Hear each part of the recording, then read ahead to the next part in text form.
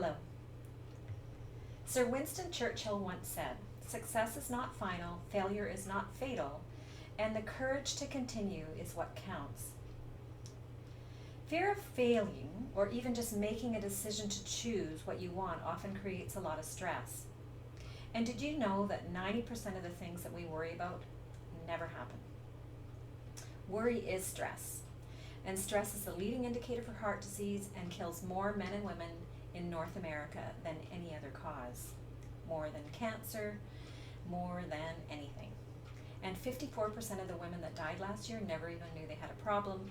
63% never mentioned anything to their doctor, and they died without even knowing they had a problem. I am Adele Anderson, and I appreciate that you're here to taking the day. I recognize that you are busy, and I'm going to make this really worthwhile. What I'm about to share to you is that fears and choosing create a lot of unnecessary stress, and we can overcome that and fulfill our dreams by actually taking the leap and making the choice. It not only makes us feel uncomfortable inside, but it has the ability to make us less healthy. Not only physically bad, because it creates the physiology that matches our inability to choose or our fear, which is also a negative mindset, but it creates a pattern of behavior that stops us from achieving our dreams. And I dare say it contributes greatly to our feelings of discomfort inside our body and our overall ability to be happy in life. So failure and choosing may sound different, but they're actually pretty much the same. They're pretty much the same in the way that they both stop us from being our best selves, living our best dreams, and going out there and doing things that we want. So maybe you didn't go to college, or maybe you didn't write the resume to go for that perfect job that you wanted. Maybe you never asked that person for a date, or you never booked your vacation to Rome. Whatever it might be, why did you make the choice not to choose something that you wanted? When I became a grandma a few years ago, I started hearing my grandson say the dreaded words, "I can't." And I know that "I can't" is a stop word. Anything that stops us from expanding ourselves, like can't, never, don't, I always, are what I considered can't words. So I'll tell you a little story.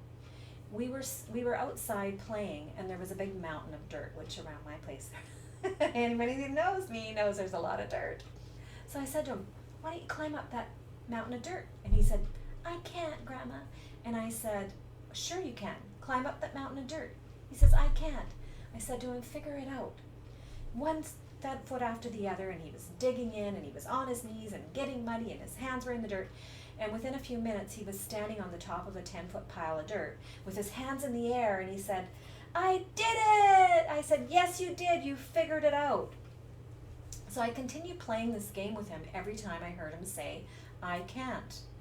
Then a few months went by, and lo and behold, I was rewarded because I came across him playing on his own, doing something, and what he was saying was, "I'll figure it out. I'll figure it out. I'll figure it out." And I thought, oh my God, I made a difference. So that little story is about overcoming this fear of failure and making a choice that you can do the things that you really want for yourselves in life. It's the difference between possibly living small, playing it safe, or having the perception that you're playing it safe. But really what it is, it's about not trying and not pursuing your dreams, not offering your greatness to the world. And choice, or lack of choice, not making the choice, does the same thing. It's still fear-based.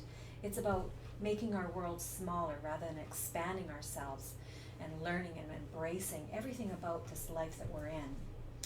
Because people worry, what if it's the wrong choice? What if, and what if?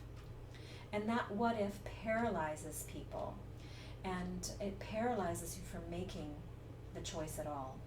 So sadly, many people spend their entire lives in this uncomfortable place, and a few things happen.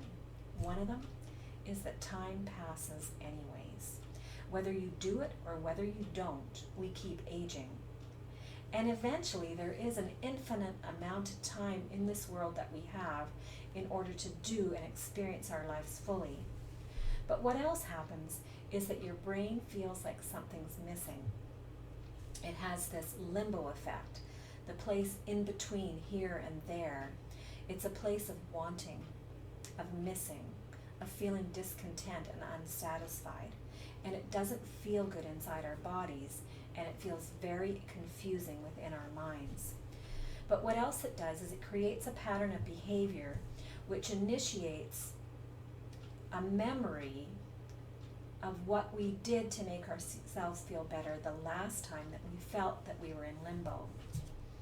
So we don't really want to stay in this place because it's unproductive, and we're actually living our lives in automation within our subconscious brain rather than making things happen in this brilliant neocortex which sits on the front of our mind. So this idea of learning to want rather than learning to do. So I want to explain it in a different way, because our subconscious brain learns through analogies, through pictures, and through metaphors. So I want you to consider that thoughts can be the food that you feed your brain. So thoughts are the nutrition or brain food. And for this purpose, I'd like you to imagine that your thoughts are the vegetables that we feed to our brain. So if we've ever had a garden, I'd like you to imagine that you've just, or remember going out to your garden and pulling up a few vegetables. And you bring them into the house and you throw them into the sink. So imagine that you're filling your sink with water. You can see you've put the drain in, and the sink is starting to fill up with water, and it's starting to cover all these vegetables. And then we see that the water starts to become muddy. So you see yourself putting the vegetables into the sink and the water immediately looking dirty. And you reach and you pull out the first carrot and you cut the bottom root off and it falls into the water. Then you cut the green top off the carrot and it falls into the water as well. And you take a little brush or cloth and you scrub that carrot till all the dirt falls into the water. And then you use some clean water to rinse it off. And you keep going, you keep reaching into this cesspool of roots and tops and uncleaned vegetables, and you grab another carrot. And the water becomes soupy. It starts to cool off. It's not as warm and inviting as it once was, and things kind of stick to your hands, and you notice that your fingernails are even dirty. But you keep going because you're making dinner. So more roots and more tops and more dirt and pesticides and little bugs and little germs that we can't even see are now in the water. And we notice that a few of the carrots even have worms in them, and so we cut those parts off and we let them fall into the water as well. But we continue to scrub, and pretty soon we have a nice bowl of fresh veggies that are going to be waiting for us to, make something for dinner. And then you look back at that sink, and you're thinking, now I got to get my hands in there, and I got to clean that sink out. So you reach in and you pull you scoop out a bunch of the tops and the roots, and they kind of stick to your hands, you know how they do. And you throw them into your compost pail. And the water is pretty muddy with all this inorganic, unedible stuff that's going to go into the compost. And once you throw it in the compost, some beautiful things happen. They start to break down, and they start to become natural organic fertilizers that you can use for your garden next year. So you actually make beautiful things out of the stuff that we couldn't eat. But in the meantime, you've got a pretty dirty sink. So then you pull the sink, you pull the drain. And as the water starts to go down the sink, you might even notice that you better catch some of that dirt, because that dirt's going to clog up the drains, and then you're going to have a bigger problem. So you take care of the things that you need to take care of. And in the end, your sink is clean. And you're ready to eat those beautiful vegetables that have no roots, no tops, no dirt, no pesticide, no bugs, no germs. They're very clean, pesticide-free thoughts. So if you imagine all those roots that you threw out into your compost are emotional baggage. The tops are the peer pressure, and the dirt is just negativity, and the killer, pesticides, is like stress. So now imagine all this stuff, this not so good stuff. If you haven't cleaned your thoughts, they're going into your brain. And then we ask our brain to do something for us. We ask it to figure it out. We ask it not to be fearful and to make that leap of faith that we're going to pursue this beautiful passion that we have that will make our lives completely fulfilling and everything that we've ever considered, and we're going to be happy and satisfied and just feel like we have contributed to the world in a better way. But the problem is that we've let negativity, we've let pesticides and stress and peer pressure and emotional baggage all go into our mind because that's what we've fed it. And our brain doesn't look clear, it doesn't feel clear, it feels clear as mud, just like our sink did. It's a muddled brain filled with emotional baggage, negativity, stress, strain, worry, and it's paralyzing. So let's think about it in a different way. It's okay to have your ducks in a row. It's good to listen to a mentor that can contribute to your dreams in a positive way so that you can see all sides. And sometimes, depending on our filtration system, just like our spam filter on our computer, our brain filters in the way that we're used to thinking. And there's some things that we don't see. Just like I explained in an earlier session, that when you buy a new car, all of a sudden you get out on the road and you notice that there's lots of your new cars out there that you never noticed before. That's simply just being an analogy of how our brain filters.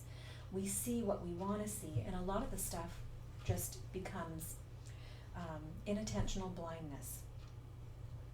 But if we take away our emotions, how we feel about something, if we're very even excited and joy, sometimes we're not able to see the full roadmap. We want to get into our analytical brain, our rational brain, and we do that by giving our brain a job. So we ask our brain to write down something, to put it on paper. That's a cognitive skill, and that takes us out of our limbic emotional brain, which is patterning and reactional behavior, and it puts us into our big thinker so that we can really understand why it's important. Once we know why it's important that we achieve this passion that we have, then the how becomes easy. It's the why that's important. So we create a roadmap. We talk out loud. We analyze it in different ways, but we still make the choice. What would be the first choice that we would make? What is the first step in our road plan? When we go on a journey, when we go to Paris, when we go to wherever we're going to go, we usually pick up, a guide. We pick up a roadmap that tells us, the highlights of the trip, so that we have what we're going to do on day one, and we have on what we're going to do in the afternoon versus the evening. We know what our plan is, and it makes us easier to see where we're going to spend our time. It's the same thing with having a plan for your passionate future. You want to know what the first step is. And weigh the options. The best case scenario, the worst case scenario. What can you live with? And anyway, we've discussed that worry is much less important, and it's a pattern of behavior that we've gotten into. And 90% of what we're worried about never happens. So the other thing that we worry about is that we're not perfect enough, that we can't leap yet because we don't have quite all of our ducks in a row. And I'd like you to consider that perfection is a dream breaker. Why? Because I hardly ever hear any of my clients say, it's perfect. I have done everything, I've thought of everything, I've put all of the perfect things in, and there's nothing that I'll ever change. So perfect today is different than perfect tomorrow. And it also stops us from making dreams happen. It's a lot of worry about things that may never happen. So have faith, keep it simple, and take the leap. If you fall down, then think back a few years to when you learned to walk. How many times do you think you fell down? Thousands of times? Tens of thousands of times? On your butt, on your face, off the chair, down the stairs, a few bumps, scrapes, bruises, a few tears, a few laughs. Over and over you tried again and again to learn to walk. You teetered, you tottered, but every time you got more balance and more strength and you figured it out. And sometimes someone offered you a helping hand and you actually reached out and you grabbed it. You asked for help and someone reached out and offered you help. And other times you just caught yourself just before you were about to fall. And over you tried, never thinking that you were failing. You didn't stop when you learned to walk. You learned to run. You did it. So there you have it. You already know how to do this. You got this, 100%. So think of that. Before you take the leap, you've got this. You've got everything that you need right now to take the leap today. History says that success is built on failures. And that failure is just another way to say, let's figure it out, let's do it a different way. So you're there right now, if you're there right now. You've just fallen down. You're in the dirt, you're covered with dirt, there might be a few tears. Frustrated. I encourage you to pick yourself up, dust yourself off, and get back in the game. This is where your biggest dreams are made. It's part of the process, and you need to keep dreaming and keep moving forward and taking the next step, just like when you learn to walk. And if something is stopping you from going after your dreams, I'd like you to take a deep breath. Give me a call. I promise to catch you if you fall. Enjoy your day out there. The world is brilliant. Your offer is important to the world, and I wish you all the success and failure that you're entitled to. Enjoy. Love you bunches.